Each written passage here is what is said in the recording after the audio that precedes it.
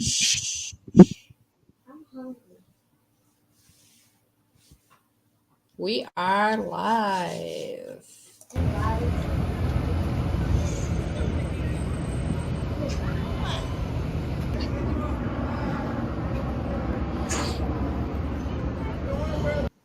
Good evening, ladies and gentlemen. This is Rob Burke, and it's woke and WuVille.Boston, and we are live. Tonight's subject is now Boston is not number one in this one. Buffalo is number one, but I'm looking at 2020 stats on the budget for busing in Boston is $125.6 million.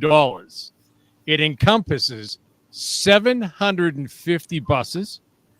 We have exactly somewhere around 25,000 students, of which 22% of those 25,000 students aren't even in Boston. They take them someplace else.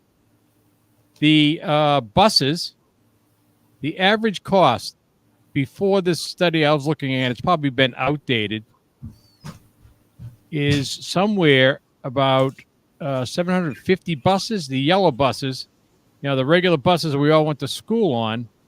Now Michelle Wu has replaced those 750 buses with 750 new electric buses at a cost of 2.5% more than the average bus before. So we're at $350,000 for these electric buses.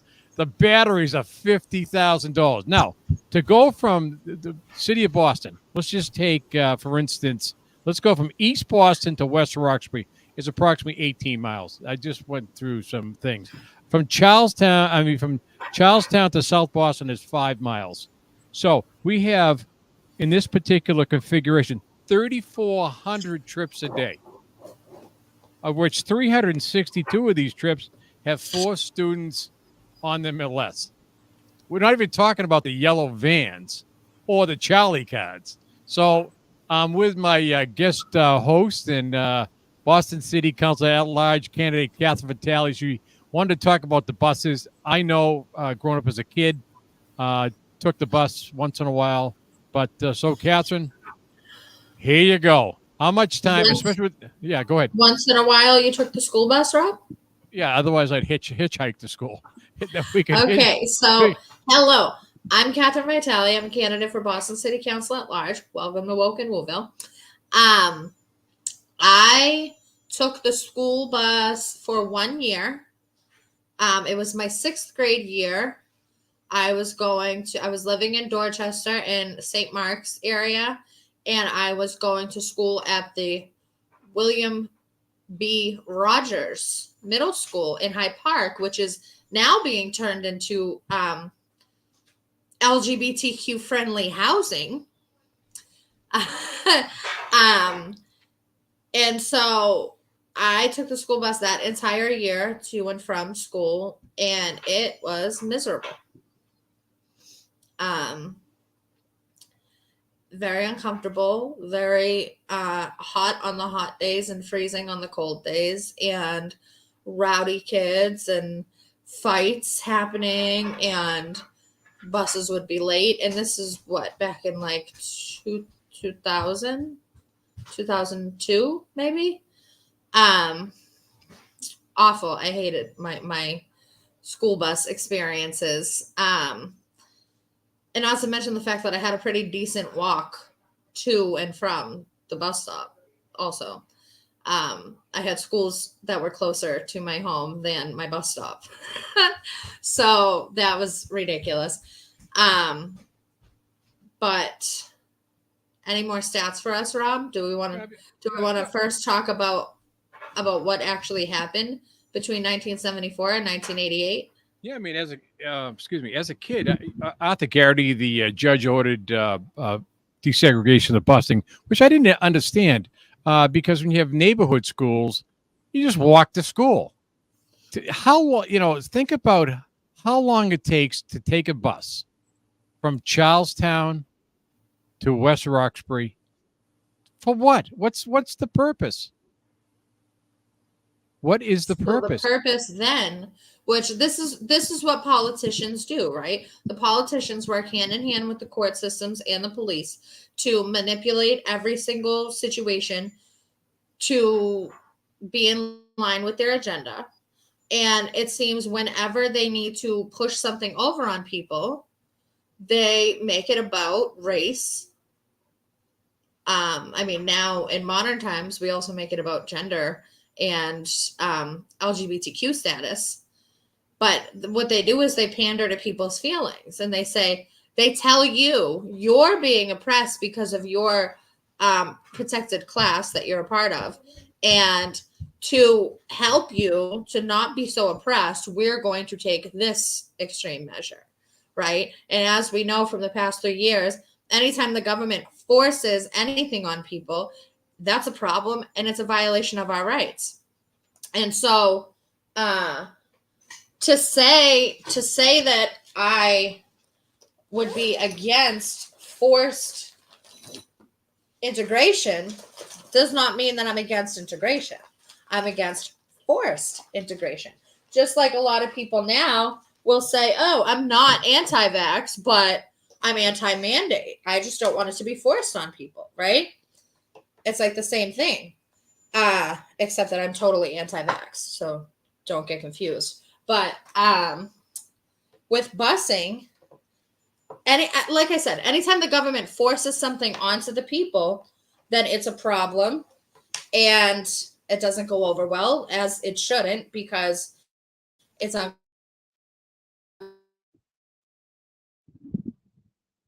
You just froze.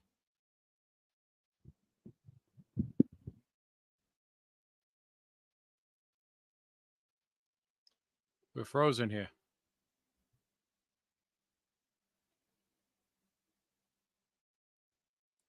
Frozen.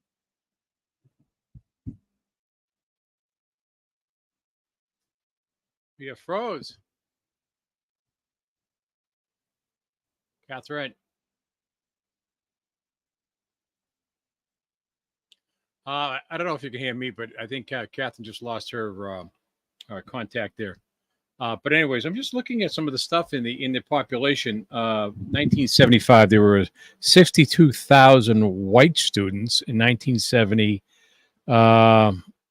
60,000 in 71, 56 and 72, and in the fall of 1974, dropping again. And right now, there's only 20, as I said before, 25,000 students in Boston. Okay, her computer just shut off. So, anyways, I'll carry the ball. Hey, as a kid, busing was a big deal.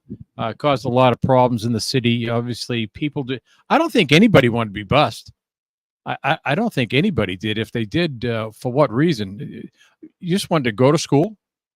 All we wanted to do is go to school, walk to school, go to school, come home from school. We were kids at this time. But to think about the stress you got to do, you got to get up earlier. You got to get on that bus. You could be taking the train, or you could have another, a longer, basically, destination. Because I'm looking at this right now, 22% of the 25,000. There's 235. They said different schools in Boston. Yes, I'm still on. Yeah, I'm communicating with Catherine here. So whatever happened, the computer went down, and I'm just talking away here. So obviously, if you want to give us a call, you can do that at 617-915-4009. You can go through the hi, Shannon. I don't think anybody wanted busing because they wanted their kids nearby. No kidding. That's what I was just talking about, Shannon. How you doing tonight? That's so true because I never thought about the aggravation you got to go through. Think about all the crap you got to go through to get the kid to school. You want to get the kid up for breakfast. You want to get him out the door, and you want to get him, Kathy. Come on in. You're back in action. pay your bill, will you? So, anyways, listen. One of the chiming in, Shannon came in. Yeah. Hey, as a kid, I went to Milton Public Schools. I walked to school. I went to the local grade school, middle school, then high school. It just seems how much wasted time is there going across the city of Boston during a rush hour both ways. You got sports. it's just amazing. You figure there's 750 buses in Boston. And I'm looking at, we just went through this whole thing, looking at back in 74 when Garrity got involved in this, the population of how many students were in Boston, because we had families in Boston. We don't have anybody living in Boston anymore. Minorities, yeah. But again, who the hell wants to be bused? You think Michael Flaherty had his kids bused? I mean, he had paid for his tuition. You think he had him bused? So, Catherine, you went to Boston public schools. Yeah. And you took a bus. You took a bus. I took a bus for 1 year. And then what happened? Did you get on the shake? Well, before that year, I was in. All right, let's button that up. Before that year, I was in schools with cousins and relatives and friends and all that. So I always got rides to school from somebody. Sure. And then after, I was at Boston Latin School, which I was taking the public transportation at that point. So public transportation. So you were taking the T, Yeah, the bus, the whatever. red line to the green line. Yeah. And a lot of kids were doing that, weren't they? Oh, yeah. Who's taking, who are these 750 buses moving? Is it the elementary schools or the grade schools? They're not the high schools, are they? Yeah, high schools too. We have half as many students in Boston. We have 700. And I mean, I'm sure there's less high school students taking school buses because they're old enough to take public transportation on their own. But yeah, definitely high schools, all grade levels are taking school buses. We need to find out all these teachers, not so much the teachers, but the administrators, where their kids all go to school. Where do you think they all go to? They on the bus. You think they're on the bus? What the bus, the 705 going from it's not to Chelsea? Come on. These people are so phony. They definitely have school buses for high school. They definitely do. But it's a cluster. Electric buses. Electric buses, bike lanes.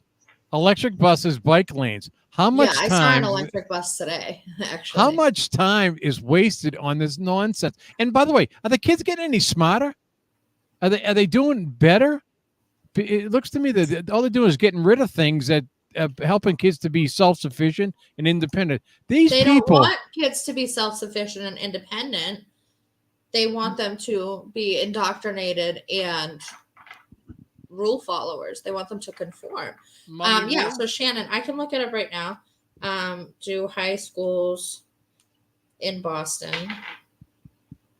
use school buses?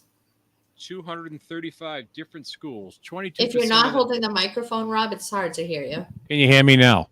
Yeah, you set yourself up for that one. Yeah, I did. Yes, loudmouth. Hold on. 3,400 daily trips. 10% of them have nobody on the bus except maybe one or two kids. This is stupid. Talk about stupid. Hi, Darlene. Thank you. They want to complete control. Yeah. Darlene, do you have any kids that are being bused? Any schools? Please let us know. And again, how much more time do you have to waste? Now, if they go on strike, that means you got to drive them. Anything could happen with these people. I don't know if these bus drivers are unionized, whatever, but I don't want to go back there for that. But 750 electric buses now. So, Shannon, you might be right. Shannon's right. I'll say getting corrected. That's it. Which I'm perfectly fine with. I want to have the correct information. It's painful experience.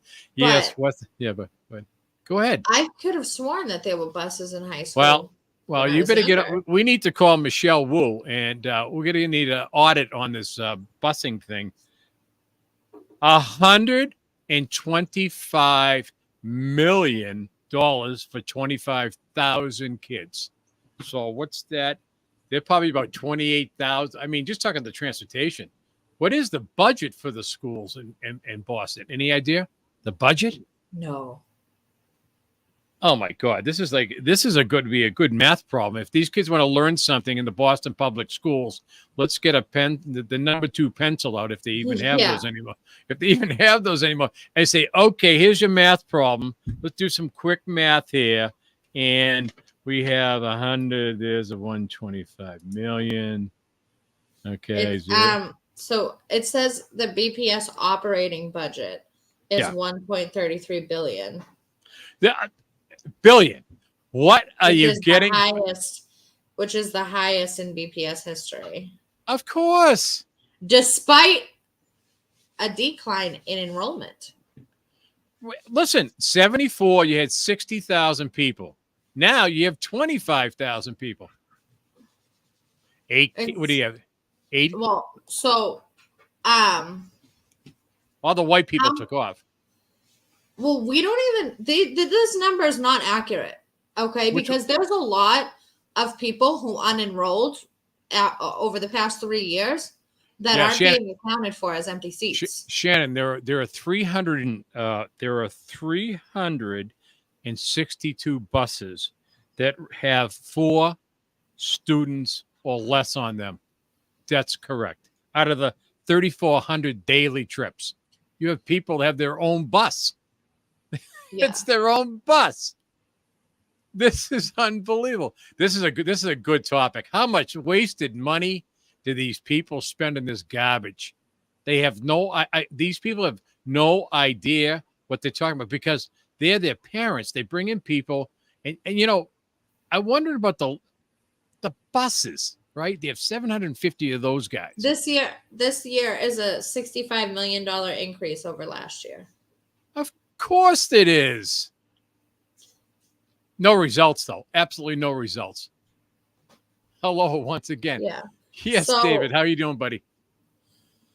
So did you talk about, because I was gone for like a minute or two, did you talk about what actually happened back then and why it was a failure? I didn't get into that at all. I just remember as a kid, it was something going on, and the distraction was the following: the fighting between the neighborhoods. And I think that was all set up because Louise Day Hicks was involved at that time over in South Boston.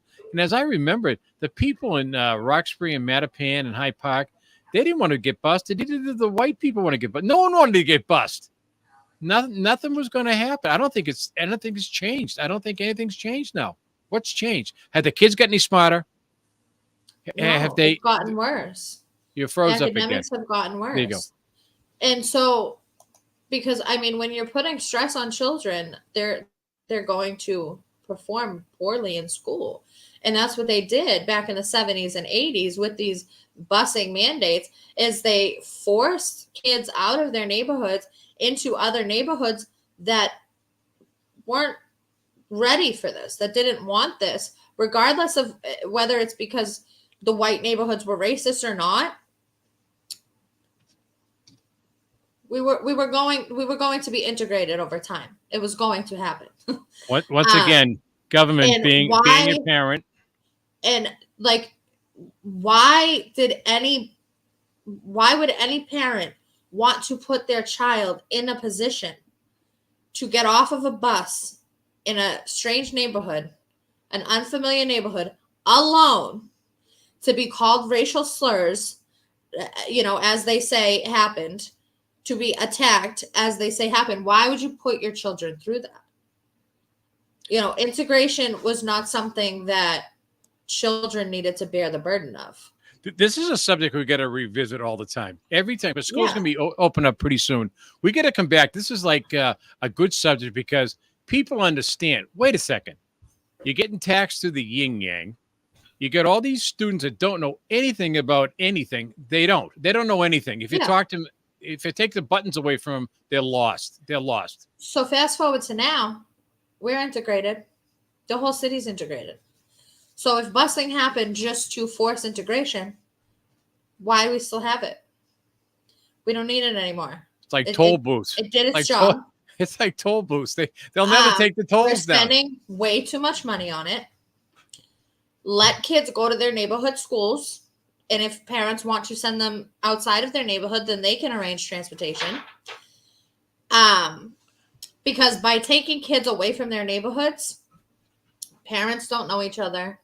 Kids don't know the other people in their own neighborhood. There's no sense of community within neighborhoods because everybody's going to different schools.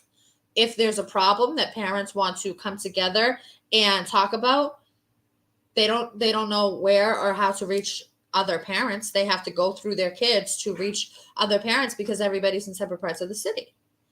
So this is also, that was also part of the plan, was to decommunitize the families of Boston. So if kids are going to school in their neighborhood or fairly close to their home, we could talk about safety. It's much safer because now they know the other people in their neighborhood because their kids are going to school together. You get to know people. Kids are walking to school. They get to know their neighbors. People are looking out for them. People are watching them. People see, where they are. And, a sense of community is coming back where people are looking out for each other's families when their kids are walking down the street. It's the parents are taking their kids and putting them on the bus. Okay. We don't have to worry about car accidents. We don't have to worry about icy roads. Yeah. We don't have to worry about bus drivers having heart attacks and seizures and whatever else behind the wheel and buses crashing. We don't have to worry about fights happening on the bus when there's no bus monitor or when the bus monitor doesn't want to step in or when the bus monitor is the problem. Yeah. There's so many safety issues would be completely eliminated if there were no school buses. But the purpose of busing was to get better education, wasn't it? That's what they said.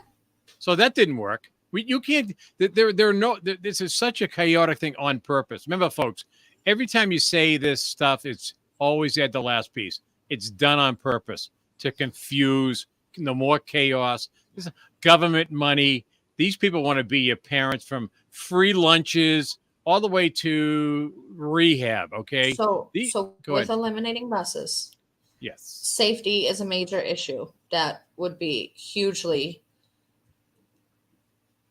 eliminated. Okay. If we want to talk about the environment. Okay. First of all, why are we going to pour all this money into electric buses? We've let the past 4 decades go by with these buses polluting the air, causing traffic congestion in residential areas. $350,000 a bus. Yeah. I mean, look at how the traffic flows in the morning in the summertime. And then as soon as the end of August comes, we all hate our lives. Michelle Wu, where does Michelle Wu's kids go to school? Where does Michelle Wu's kids go to school? I don't know. Did she make a big deal out of that by bringing her kids down to the train to take them to school? Are they go to a public school or are they going to the private school already? I think they go to a charter school. We got to go through all these people. Do we have anybody in the comments that can confirm whether or not Michelle Wu's kids go to public schools? We'll have to find that out. This is a good story, though. Going forward, if we could, this will be Catherine. This is your math problem. Why they should elect you for Boston City Council at large. You're going to go through the budget, and you're going to cut this crap. All this crap. It's all layers on layers on layers of just junk. No results. All process. This is what the punishment party does all the time. They tie you up. And you get nothing done. When I worked at Dunkin' Donuts, I was a fix-it manager. When a store was failing, they would transfer me to that store to fix it, to retrain and rehire and bring up the sales and all of that. Because when I see a problem, I want to fix it. I don't want to put a Band-Aid over it. I don't want to throw money at it. I want to fix it. Can we get BO to help us? Maybe Barack Obama can help us. I couldn't even imagine how much money I could save the city if I was on the city council. We should make it. Listen, we should make a deal. We should make a deal. We should go in there and say, give us the budget. and we'll do a budget against your budget, and everything we save and get results, okay, we get to keep. We get to keep. What's wrong with that? The taxpayers of Boston would love that. Imagine a citywide stimulus payment for everything that we save. This is how you're assuming that these people know what they're doing. They don't know anything. These are all eggheads. Think about it. They call Michelle Wu. She was a brainy person in Chicago. She was a big brain. Give me a break. Maybe she can play the piano, but she knows nothing about anything else. She's dangerous, but she knows nothing. What's the population of Boston? Do you know off the top of your head? Didn't we go through this with that lady? The 625,000 people in Boston proper. And we were talking about she was comparing it to Austin, Texas. In 2021, it was 654,000. So let's say 700,000. Yeah. Which it's probably more than that. Oh yeah, we got some new citizens. The population's, and we have friends who say that we have new citizens that you're not aware of. The census data is way off. That's another thing we got to do. We got to audit the voting rolls. We got to get them to get rid of all these people out of here. It's 8:26, folks, and we're doing the best we can out here. We always try hard, and tonight's topic is a good one because it's about money. Money doesn't come with instructions, and to give this money to these people, you're absolutely out of your mind. These people can't count. They don't know anything about anything. You ever talk to one of these people, the administrators? Are you kidding me? How much are we spending on buses? Oh, this one's 127 million. This is back in 127 million. Okay, but that's back in 2020. Okay, we were number 2. Buffalo was number 1. They had the most expensive bus service. But I'm sure that at 120, it's probably about 250 million now. It's got to be. If it were 127 million. Yeah. 25,000 students. 25,000. 25,000 students. Right now, that's what it said. Before, back in 74 when busing started, it was 69,000 with white flight. Everybody took off. They're gone. Now you've got a shell of a city. I may be wrong, but I just, obviously I looked it up on Google, and Google's never wrong, right? But I mean, I just had to start something with a baseline. This is a good one. I wonder how many families with children there are. That's the next number I need. Well, you have to define families because they don't like families. They could have, you don't even know how they come up with these numbers. First of all, they have their own lexicon. Like, you're a woman, right? You're a woman. I'm a male. They have some probably configuration. You have no idea. These people are just awful people. So, Catherine, this subject, we only have a few minutes left, okay? Because we are trying to tighten this down. We've added a new feature. We're working on some things now. We do want people to help us in the sense that call us, text us, get in charge. Let people know there's a group out here. We're just trying to have some fun out here. It's tough. There's no more crying anymore. There's no place to go. Yeah, the 617-915-4009 number. Leave a message. You have the phone? I have the phone right here. Call in right now if you want to talk about the busing issue. Yeah, busing. And if it leaves some contacts on the chat box. We have 8 viewers and like 4 or 5 commenters. So do the other 3 or 4 people watching want to call in and have a conversation? I'll have to relay it through the phone here because I haven't forwarded to Catherine. But so this is a good one now. We have to find out what the real numbers are, and that could be an excellent project for people that are, keyboard warriors, picking up the phone call and making the quick call. Okay, can we get a copy of this? And you know what's going to happen. It's going to be like, well, we're not really sure about that. And they're always going to lie to you, okay? Just remember, they're going to lie about everything they say to you. So just get ready for it. And that's why you got to do it. The best way to do it is to go visit them with a camera. It really is. It keeps them honest when you're walking and say, listen, we're doing a story. I mean, why not have all of the different neighborhoods? There's 23 neighborhoods in Boston. Yeah. Okay. Yeah. There's probably a need for maybe 15 to 17 Yeah. different like clusters of schools.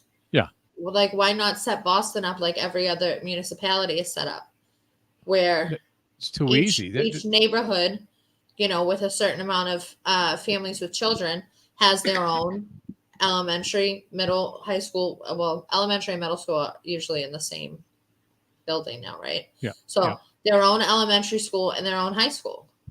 Yeah. Why not? What happened at Dorchester High, West Roxbury High, Southie High? And then they did that thing too back when I was in high school, where they separated each high school. Do you know about that, Rob? It's called Where like Southie High, it had 3 floors, and Yeah. each floor was a different school. special. That was a Odyssey special. High, Excel, and It's all nonsense. whatever the Please, other one was. folks, these people, we need a big, what do you call those things? Straitjacket for some of these people. These people, I'm telling you, when you confront these people and start talking to them, they have no idea about anything. We need to go in there and say, okay, as I'm not a Boston resident anymore. I was in West Rocks for a little bit, but I think the Boston residents, if they've quit on them, hey, I can't make them unquit. But this is tax money. And get some results. Because if you don't educate these young kids, they're going to be on the street. Okay, they'll be breaking into stores, causing all sorts of mayhem. We don't need that. You want You want to be able to walk down the street. When we're talking about education, it's always homeschool your kids. Period. That's the first answer. Oh, there was a lady on one of the shows today. I think RKO out of Colorado, and the name of the book was something like "Anything that the government touch, they ruin." You cannot have government people who you wouldn't allow them to cut your lawn to be part of this at all. You need the people that live in the neighborhood, that have kids in the neighborhood, parents that have a vested interest in the neighborhood to solve this problem. These people cannot solve these problems. Yes, homeschooling is the best choice by far. Yes, because it's a choice. It's a choice. You get all this crap. I just remember as a kid, I don't want to date myself, but we got to cut this loose pretty quick. Basic stuff. I always enjoyed my social studies and history and math, and we didn't have any tree hugging. We didn't have protest courses. We had gym. We played bombardment and scatter and pound on each other. But that's what we did. I mean, I do think that a First Amendment course would do them well. Yeah, no, Second Amendment course would be beautiful to protect them against these vultures. Yeah, no, that's another one of my solutions. Violence in the streets, gun violence. Why is there no 2A education? That came up today too on RKO with on the 28th and down in Quincy. There's a get together at the Marriott. Check that out. I don't have all the details, but I think that we should be teaching gun safety in schools. Why not? Why not? People in a gun community is a polite community. It's polite. Yeah, I mean, we need hands-on teaching of the Constitution. First Amendment. Here's how it works. Here's how you express it. Second Amendment. Here's how it works. Here's how you safely operate a gun. This is good. Hey, listen, Catherine, it's 33 minutes into that. We got to cut this loose. We got to go down. Are we going to announce what we're doing now with our new? Yeah, we're going to go have a conversation on Twitter in Twitter space. Are we going to go on our own show, or are we going to go barge into somebody else? I think that we should go hang out in somebody else's for the night.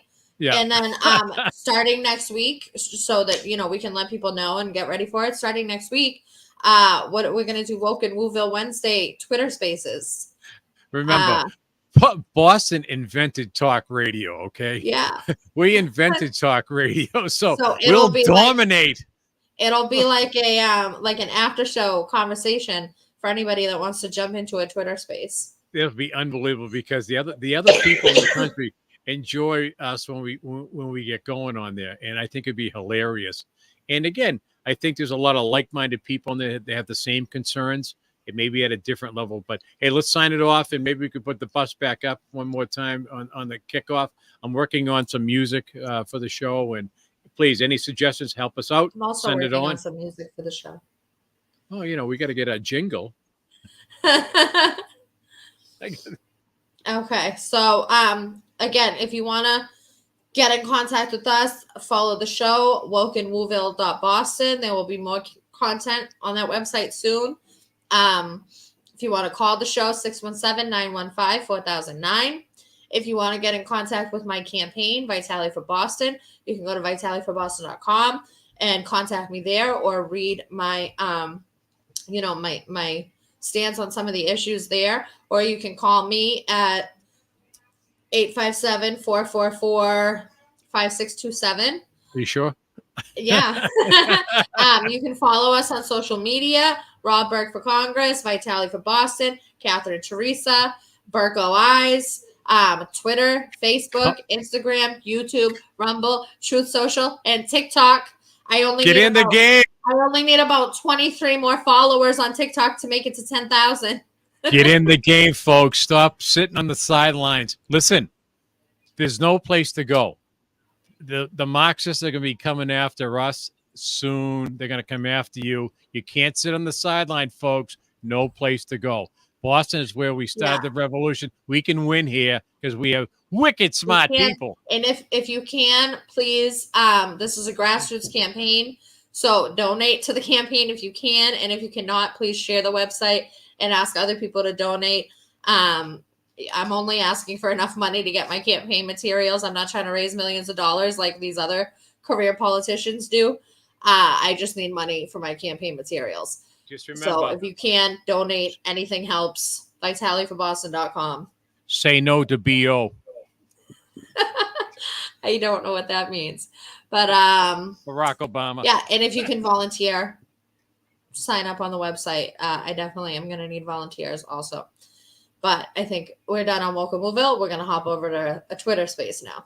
Hey, we're always on the offense, folks. We're not going playing any D anymore. We're on the offense. We're smarter. We're tougher. We can put it together as a team. And come on, jump in. This is a lot of fun. Taking on these moonbats and these stupid people that you give power to is not the way to do it. These people couldn't do anything. Remember that. They're dangerous because you allow them to be dangerous. You give them nothing. Every time they talk to you, you know they're lying to you because they don't know what the truth is. They don't believe in anything. Hey, Rob Burke signing up. And we'll go night to in WuVille, Boston. Good night. Thank you for watching.